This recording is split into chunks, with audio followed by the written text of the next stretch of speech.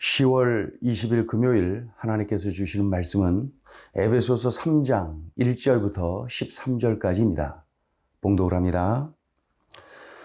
이러므로 그리스도 예수의 일로 너희 이방인을 위하여 갇힌 자 된 나 바울이 말하거니와 너희를 위하여 내게 주신 하나님의 그 은혜의 경륜을 너희가 들었을 터이라.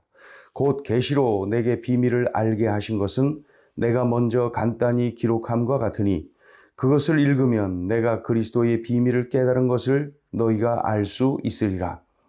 이제 그의 거룩한 사도들과 선지자들에게 성령으로 나타내신 것 같이 다른 세대에서는 사람의 아들들에게 알리지 아니하셨으니 이는 이방인들이 복음으로 말미암아 그리스도 예수 안에서 함께 상속자가 되고 함께 지체가 되고 함께 약속에 참여하는 자가 됨이라.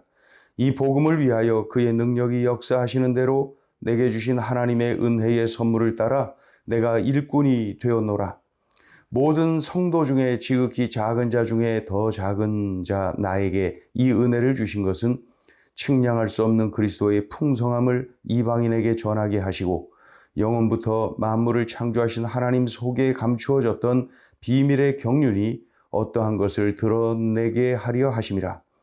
이는 이제 교회로 말미암아 하늘에 있는 통치자들과 권세들에게 하나님의 각종 지혜를 알게 하려 하심이니 곧 영원부터 우리 주 그리스도 예수 안에서 예정하신 뜻대로 하신 것이라.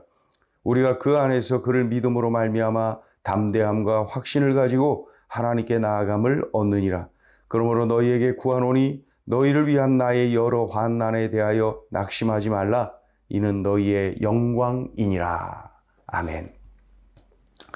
복음을 전하다가 로마 감옥에 갇힌 사도 바울, 자신이 어떻게 예수님을 믿고 영접하고 구원받게 되었는지를, 그리고 하나님이 자신에게 주신 사명이 무엇인지를 분명하게 이렇게 증거하고 있습니다. 1절, 2절을 보면은 1절, 2절을 읽어볼까요? 이러므로 그리스도 예수의 일로 너희 이방인을 위하여 갇힌 자 된 나 바울이 말하거니와 너희를 위하여 내게 주신 하나님의 그 은혜의 경륜을 너희가 들었을 터이라. 하나님의 그 은혜의 경륜이라는 말은 나를 그 직분을 나에게 주신 것, 그리고 나를 일꾼 삼아 주신 것, 이것을 의미하죠. 그러니까 1절, 2절을 이방인에게 복음 전하다가 로마 감옥에 갇힌 것, 이것은 하나님이 내게 주신 직분이요 영광이다. 그러니까 로마 감옥에 갇히기까지 내가 주님의 일에 쓰임받은 것, 이것이야말로 하나님의 그 크신 은혜 사건이 아니냐. 내게 영광이다. 3절, 4절을 보시면 곧 계시로 내게 비밀을 알게 하신 것은 내가 먼저 간단히 기록함과 같으니 그것을 읽으면 내가 그리스도의 비밀을 깨달은 것을 너희가 알 수 있으리라. 이 그리스도의 비밀이란 말은 그리스도로 말미암아 유대인과 이방인이 믿음 안에서 하나가 되는 것, 이방인도 예수 믿고 구원받게 되는 것, 유대인과 이방인이 연합하는 것, 이것을 의미하죠. 3절, 4절의 내용은 이렇습니다. 에베소 성도들이여, 내가 이미 말했듯이 내가 그리스도의 비밀, 즉 예수 그리스도로 말미암아 유대인과 이방인이 믿음 안에서 하나가 된 것을 여러분이 잘 알 것입니다.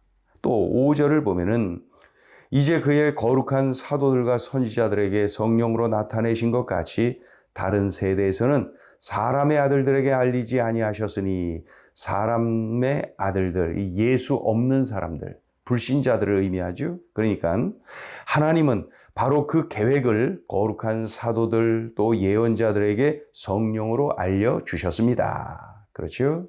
그리스도의 비밀을 알려주셨다는 거예요. 그러나 사람의 아들들, 즉 예수 없는 사람들, 이 불신자들에게는 알려주지 않으셨습니다. 그러니까 알 사람이 없는 거죠. 6절을 보시면은 이는 이방인들이 복음으로 말미암아 그리스도 예수 안에서 함께 상속자가 되고 함께 지체가 되고 함께 약속에 참여하는 자가 됨이라. 이방인들이 복음 안에서 믿음으로 구원받아서 이런 엄청난 은혜를 누리게 되었다는 거예요. 어떤 은혜요? 함께 상속자가 되고 함께 지체가 되고 함께 약속에 참여하는 자가 되었다. 그러니까 그 이방인들이 유대인처럼 믿음으로 구원을 받아서 이런 엄청난 은총을 누리게 되었다. 7절입니다. 이 복음을 위하여 그의 능력이 역사하시는 대로 내게 주신 하나님의 은혜의 선물을 따라 내가 일꾼이 되었노라. 무슨 뜻입니까? 하나님의 은혜의 선물로 내가 복음의 일꾼이 되었다. 그러니까 전적인 하나님의 은혜로 내가 복음의 일꾼이 된 것이다. 나 같은 자가 어떻게 하나님의 일꾼이 될 수가 있겠느냐? 전적인 하나님의 은혜다. 그것 외에는 설명할 길이 없다는 거예요. 자, 8절, 9절을 읽어보죠. 모든 성도 중에 지극히 작은 자보다 더 작은 나에게 이 은혜를 주신 것은 측량할 수 없는 그리스도의 풍성함을 이방인에게 전하게 하시고 영원부터 만물을 창조하신 하나님 속에 감추어졌던 비밀의 경륜이 어떠한 것을 드러내게 하려 하심이라. 비밀의 경륜을 드러내려고 그러신다? 비밀의 경륜이 뭡니까? 이방인이 유대인과 같이 구원받는 것, 이 비밀을 전하라고 나를 구원하신 것이다. 나를 일꾼 삼아 주신 것이다. 그런 뜻이죠. 자, 8절, 9절의 내용은 그렇습니다. 나 같은 자가 구원의 은혜를 받은 것은 측량할 수 없는 주님의 은혜를 이방인에게 전하라는 하나님의 마음이다. 즉, 이방인이 유대인과 같이 구원받는 것, 그 비밀을 전하라고 나를 구원하셨다. 나를 일꾼 삼아 주셨다. 자, 10절, 11절 봅니다. 이는 이제 교회로 말미암아 하늘에 있는 통치자들과 권세들에게 하나님의 각종 지혜를 알게 하려 하심이니 곧 영원부터 우리 주 그리스도 예수 안에서 예정하신 뜻대로 하신 것이라. 이 하늘에 있는 통치자들과 권세들, 이 천사들을 의미합니다. 그러니까 하나님은 사도 바울로 하여금 비밀의 경륜, 뭡니까? 이방인이 유대인과 같이 구원받게 되었다라는 사실을 전하게 하셔서 교회가 세워지게 하시고 유대인, 이방인 모두 그리고 하늘의 천사까지도 하나님의 지혜를 알게 하시는 길을 원하시는 것이다.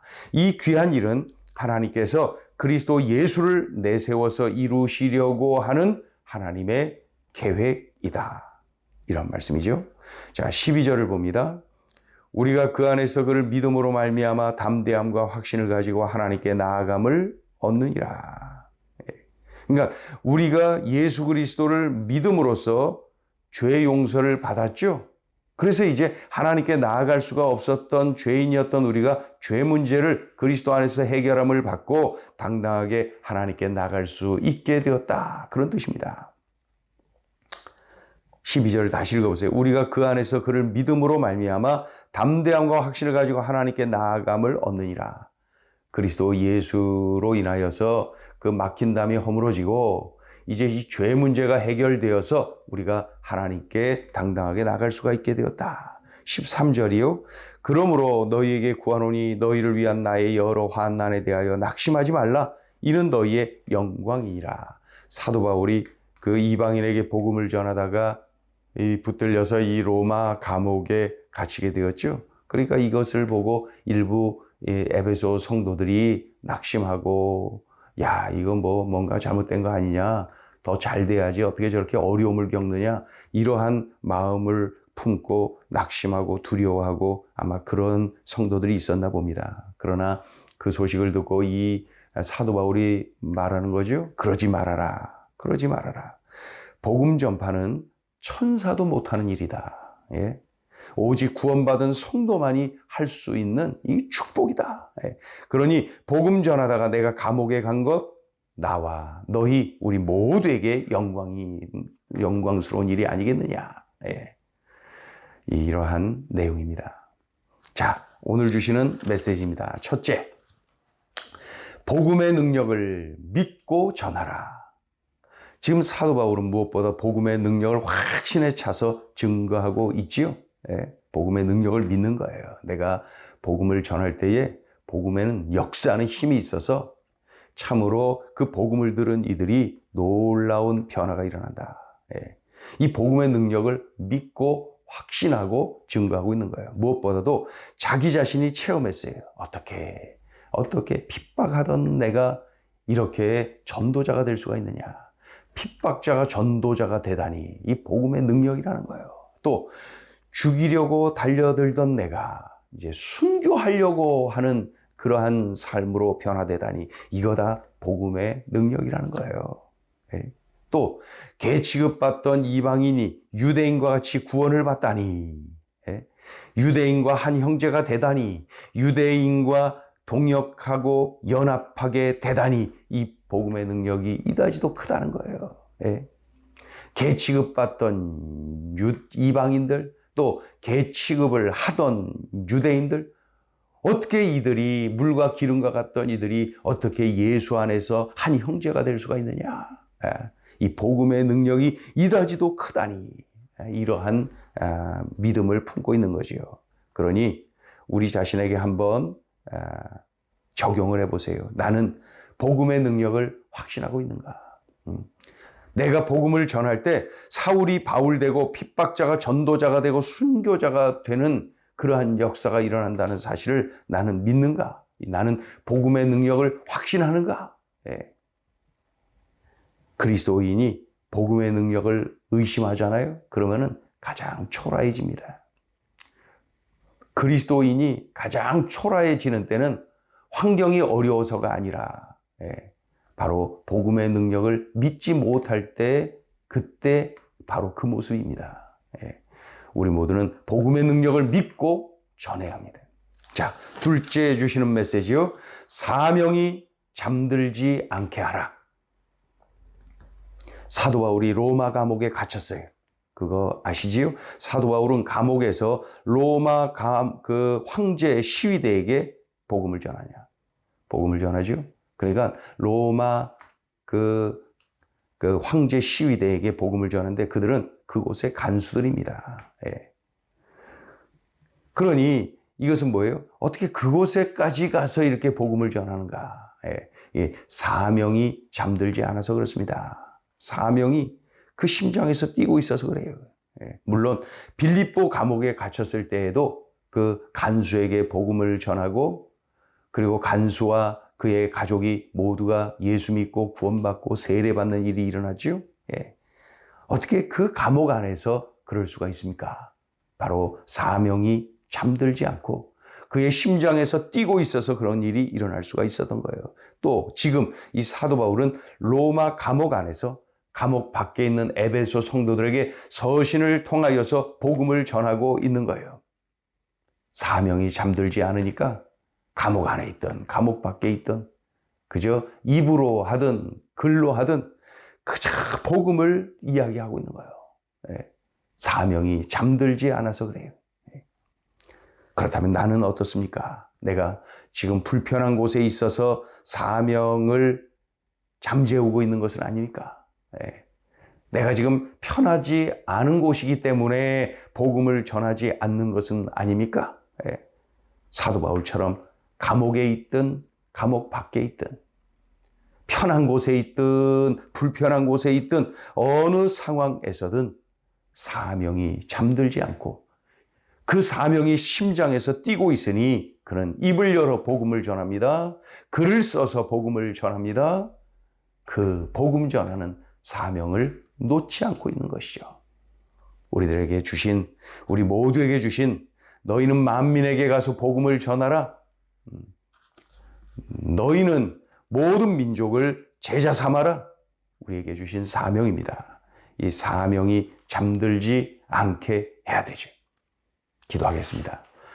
하나님 아버지, 감옥 안에서 몸부림치며 복음 전하는 사도 바울의 모습을 봅니다. 감옥 안에서 복음의 능력을 믿으며 담대한 사도 바울의 모습을 봅니다. 참으로 복음에 사로잡혀서 감격하며 기뻐하는 그러한 사도 바울의 모습을 봅니다. 하나님, 오늘 그를 통하여 들려주신 소중한 음성 들었사오니 우리들의 삶의 자리에서 그 말씀을 살아내게 하여 주시옵소서. 예수님의 이름으로 기도 올리옵나이다. 아멘.